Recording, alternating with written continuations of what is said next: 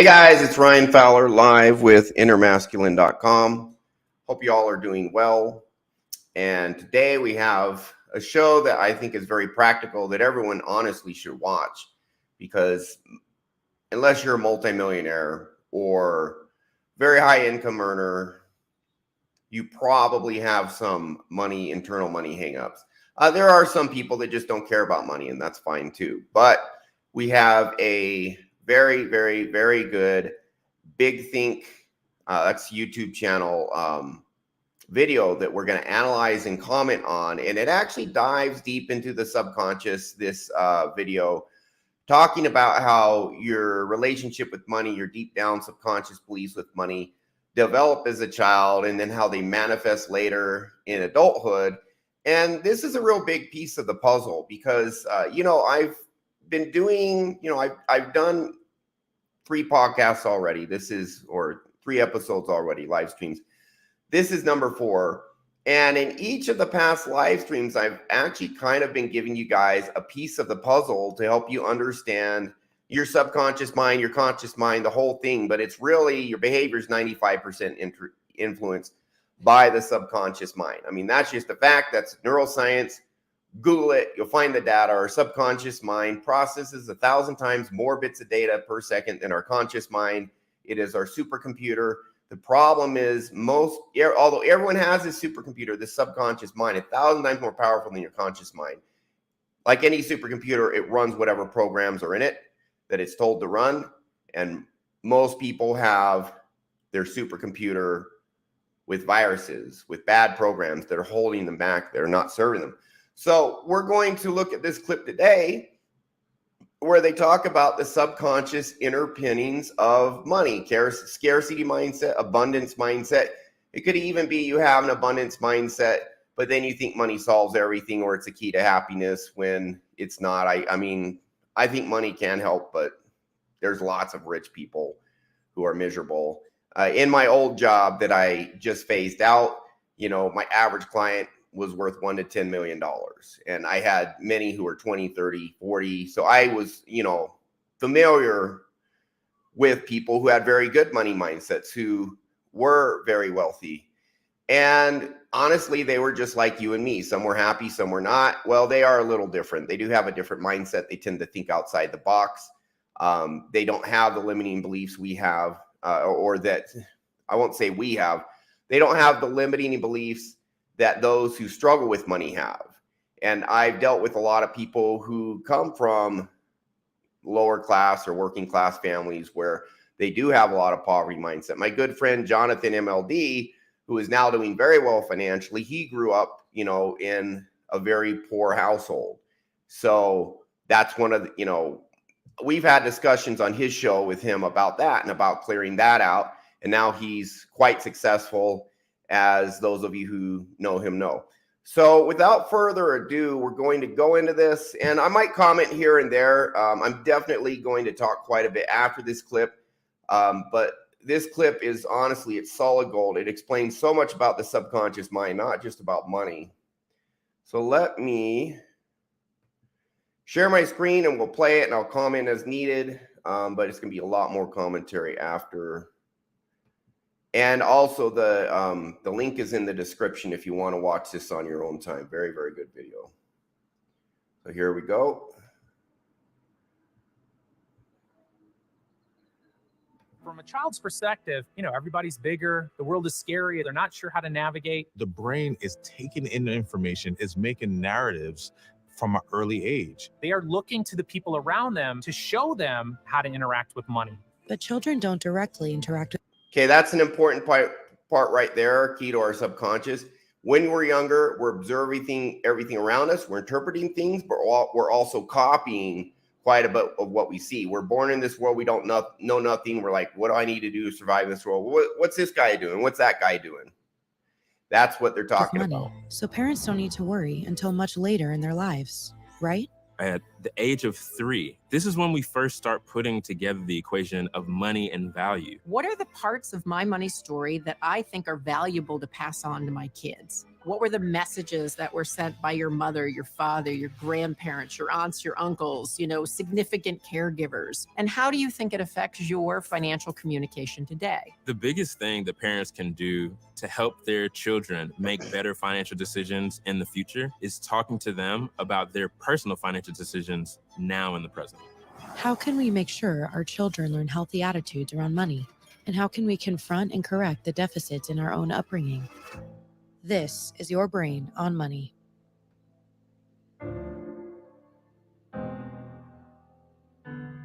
So, Dr. Cable, when we're growing up, how does our brain take in money behaviors? We're born at a stage where the brain isn't fully developed yet. And a lot of the final development of the Okay, boom. That's very important. Yeah, he's going to talk more on this. But do you guys notice they're talking all about childhood? They're talking about age 3. They're talking about we're born, our brain's not fully developed. This is a hard one to nail. You can say it's kind of fully developed by age 8, but there's actually a part of our brain that does not stop developing until about age 60, 65. That's kind of this wisdom of what matters and what doesn't. That part of the brain is developing till 65, but your logical part of your brain is not fully developed till age 8. So if you have subconscious beliefs that are illogical, it's like, well, 75% of our subconscious beliefs develop by age 8 when we are not even fully logical, when our logical brain had not fully developed.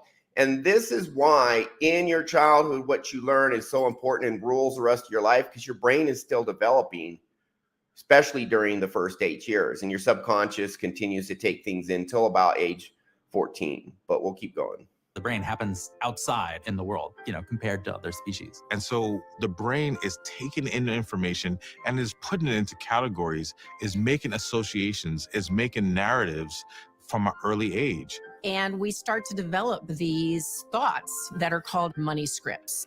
And so just like an actor is given a script and told in a scene how to act, when certain things happen around money, our brain gives us a certain thought, and then we know the script and how we're going to act.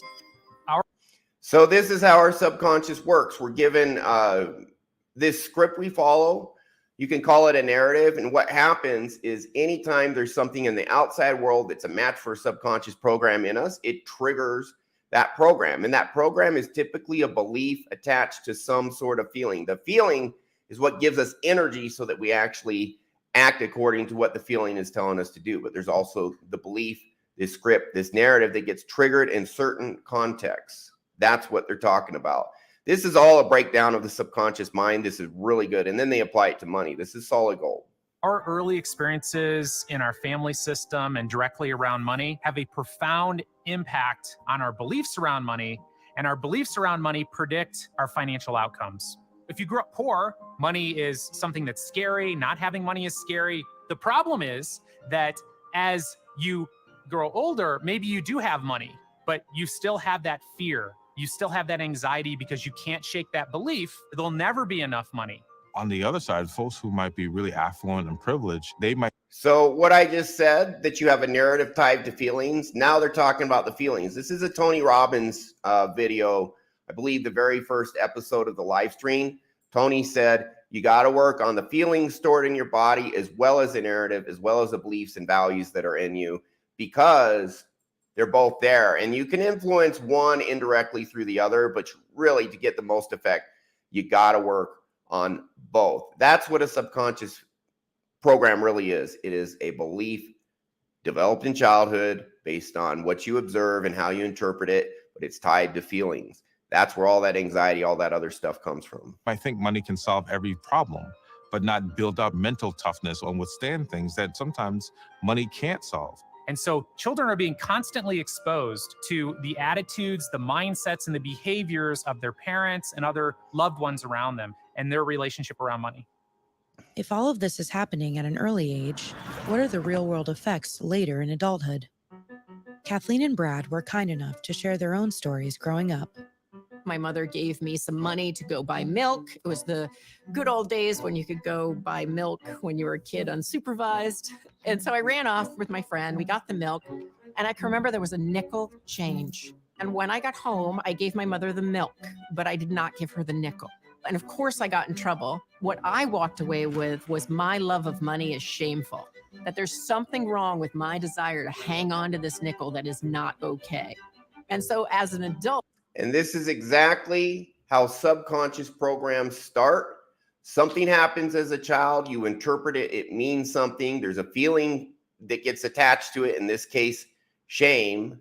Now she's going to tell you as an adult, this when we do hypnosis, we actually go back to these early childhood memories. It's actually more important to connect to the narrative and the emotion. That's the actual subconscious program, not the memory, but the memory is where it started.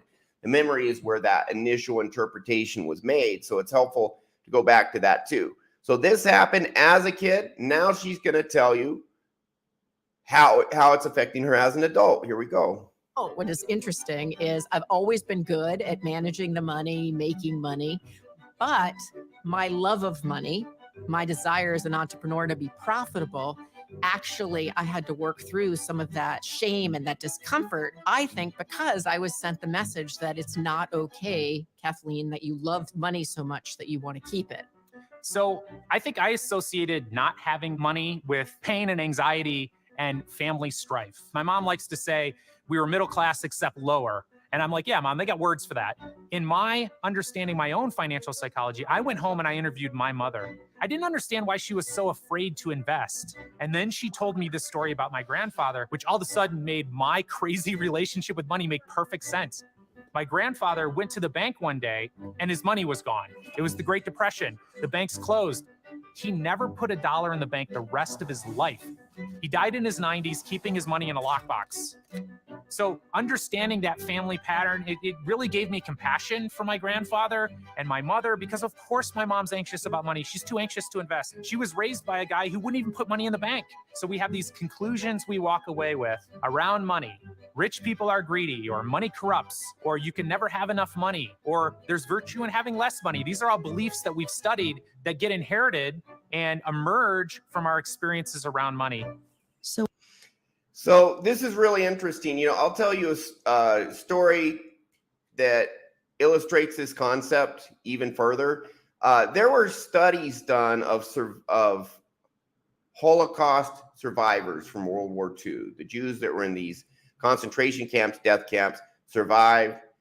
Scientists and psychologists followed a large group of these survivors for decades, just to see what is the effects, you know, among other things, what are the effects of this trauma from being involved in, you know, such a prolonged traumatic event as the Holocaust. And what they noticed is that the children of these survivors exhibited the same trauma their survivors had. Why is that? The conclusion they came to is because the Holocaust survivors would tell their children the stories about the Holocaust, and that would get in the children's brain and traumatize the children, because what it is it's trauma ultimately is not the things that happen to us. It's the beliefs we internalize and the emotions that are attached to them. And now I'm not saying when something horrific happens that you can just interpret it a different way. That's not what I'm saying at all. But it is the interpretation, the emotion attached to it that is a trauma. So you can get traumatized just as a child listening to your parents' stories and believing it and internalizing it. And that's exactly what they're talking about here. You observe your parents' attitudes towards money. Oh, my mom's always worried. And I have clients do this all the time. My mom's always worried. You know, I went to the room and I noticed she was crying on the floor and she had all these bills in front of her she couldn't pay. And so that made me think, and she's like, we don't have enough money. We don't have enough money. You know, all of these beliefs can actually have very negative emotions attached to them. That's what we call traumatic beliefs. It's really just, it's a bad subconscious program that holds you back later in life. Now, what I love about modern psychology is really great in some areas and honestly deficient in other areas. What they are really great at is they understand all this. They understand how your subconscious develops. You know, it started with Carl Jung. My favorite Carl Jung quote is, until you make the subconscious, conscious, it will direct your life and you will call it fate. Well, you got to do more than, to take it to the next level from Jung, you got to do more than just make it conscious. You actually have to change the bad subconscious programs to good ones. That's where psychology falls short, is their conventional methodology for actually changing subconscious programs is very slow and it has limited effect. That is cognitive behavioral therapy. I used to have really bad manic depression. It was much more depression than mania. It was bipolar type 2, but it was manic 2. And I did 100 sessions over 15 years. It did fix about 60% of my depression, but it took forever. And honestly, the last few years, last 3 years or whatever, didn't do anything. It didn't help me at all. And then I found hypnosis and actually went into my core and completely changed these bad programs, not just partially, not just a little bit here and there, piecemeal over time.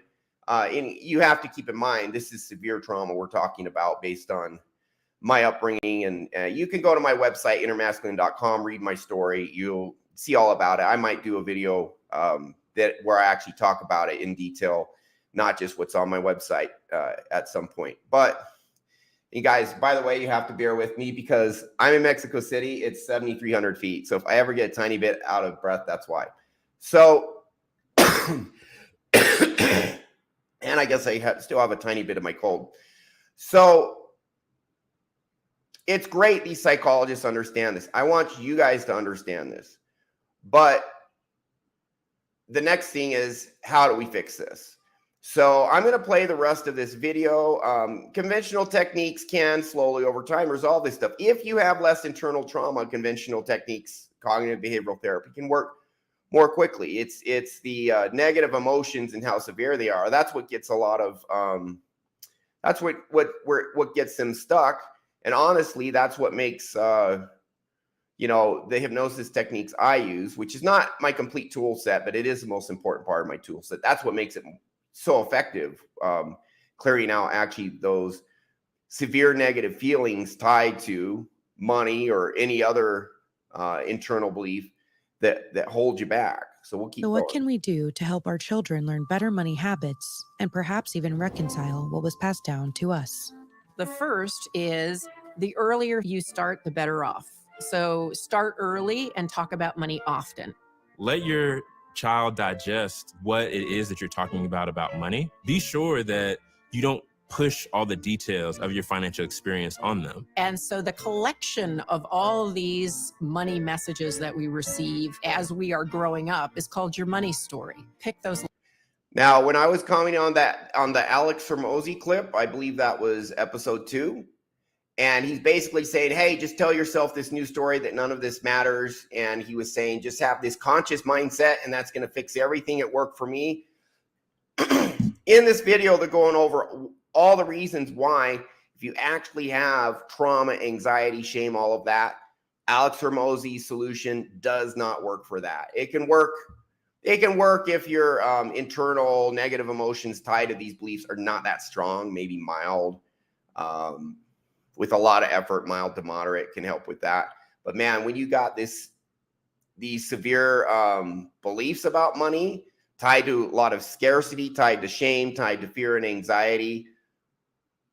I mean, go look at the Alex Hormozy clip. I believe it's episode 2 where we pick it apart. This is exactly why he was so freaking wrong about trauma. He doesn't know what he's talking about.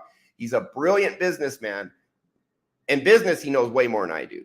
Doesn't know what he's talking about with trauma. And this is proof. These people know this. They're the scientists. Lessons that you want to pass down to the next generation, like passing on a legacy. In modern society, it's gotten tougher.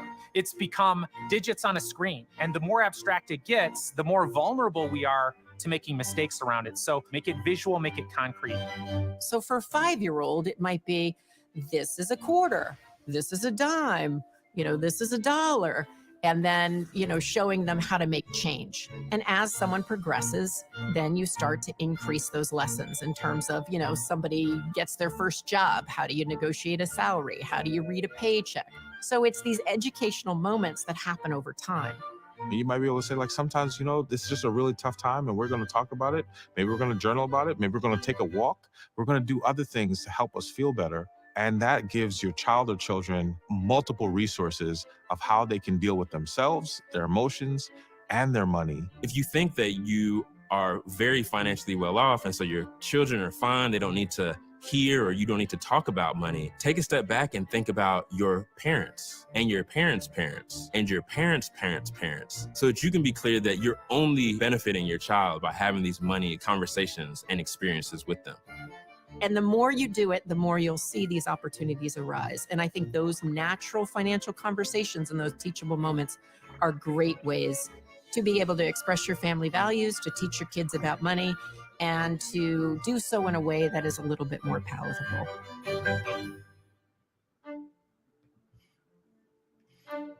All right, so that's the video. Great video. There's one other thing I want to highlight.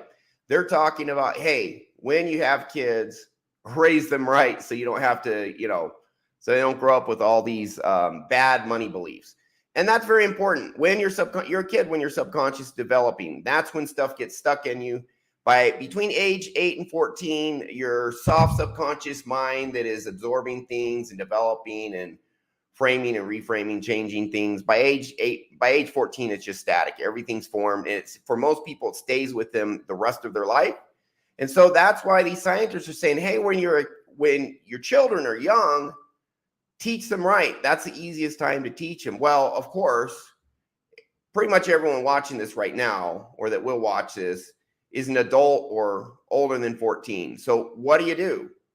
What do you do if you're already an adult? You already have a poverty mindset. Maybe you have shame about money. I've had clients to come to me with all sorts of money concerns. Some people felt money was bad, like it's bad, it's sinful. I knew someone whose parents were communists, and communists taught them that the rich were bad and evil, and they only get it by oppressing the poor. So, this person wanted to become wealthy, but he's like, if I become wealthy, I'm a bad person. I don't want to be a bad person.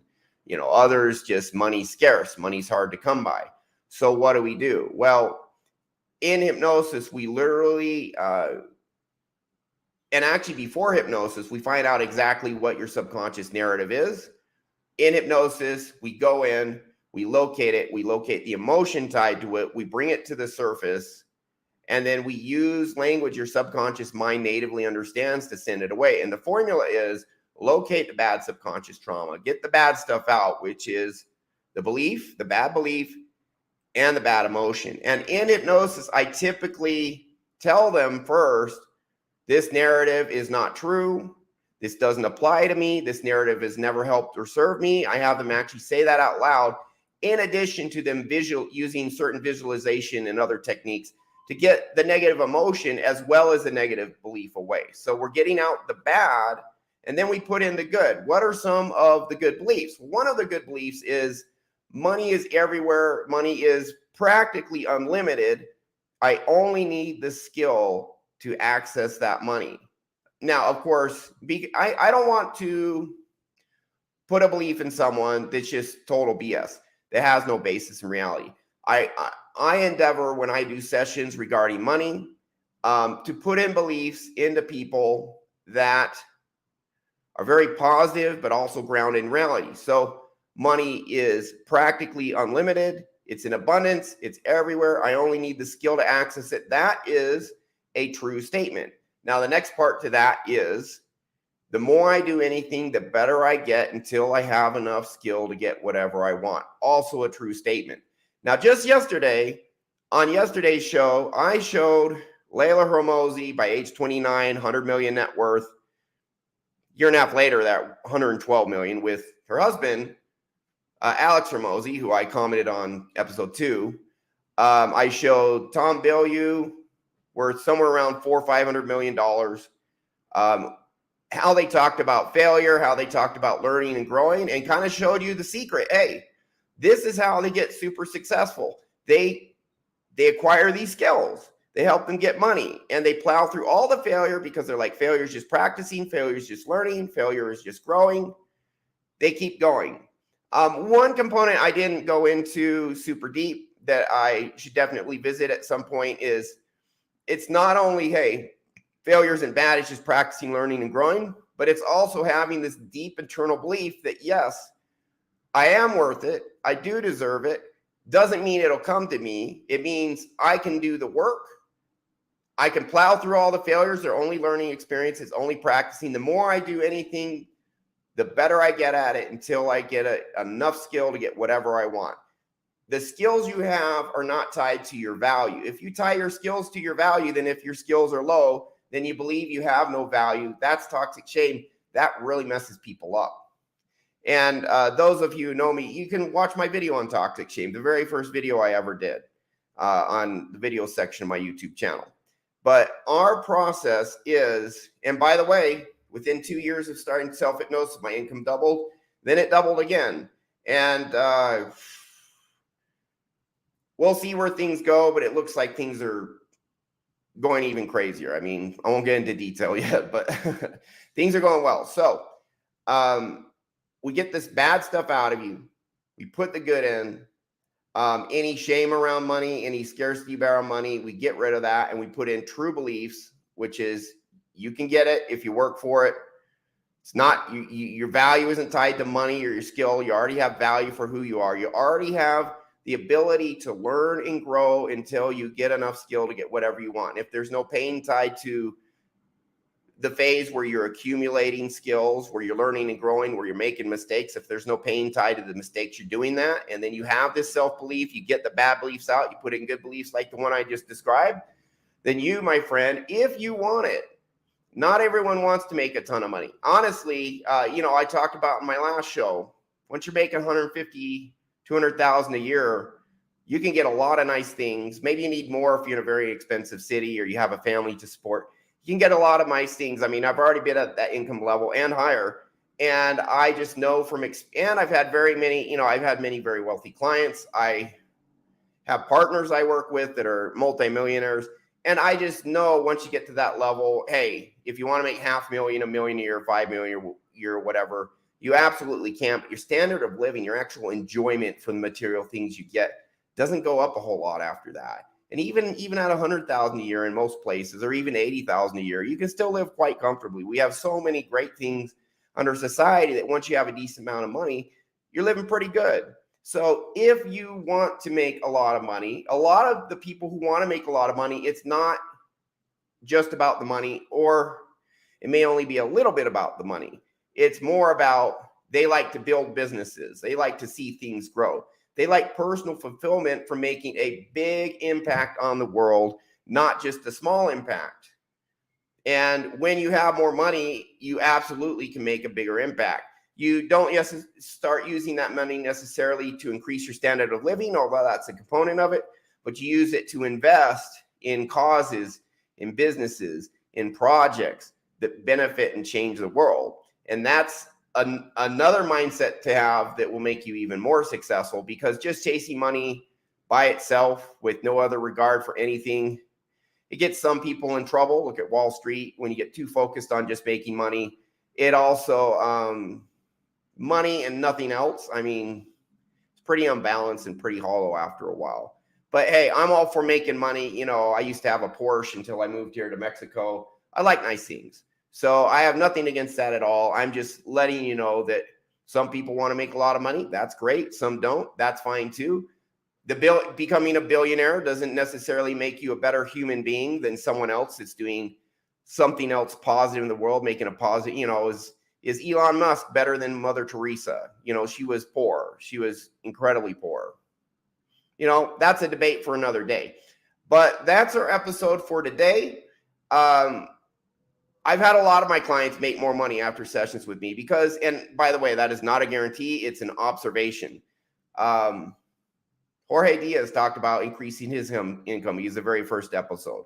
A lot of the guys on my YouTube interviews, they talk about that too. So that's it for today. If you have money hangups, scarcity, shame about money, shame about becoming wealthy, and you want that and it's getting in your way, that success, hypnosis can when it's done right, can very quickly clear out these blocks and not only get rid of the bad, but then put the best beliefs in relation to money.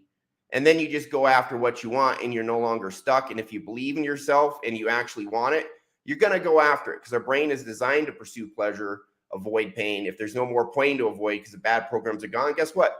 You're going to pursue pleasure and go after what you want. And it's only a matter of time. If you believe in yourself and keep it up, it's only a matter of time before you get it. And so that is our show for today. It really is an inside job, guys. It all starts with internal world stuff. There's a reason that poor people have children who stay poor. There's a reason rich people have children who stay rich. A lot of these rich children don't inherit money from their parents right away, but they have the mindset so they can build their own business and be successful.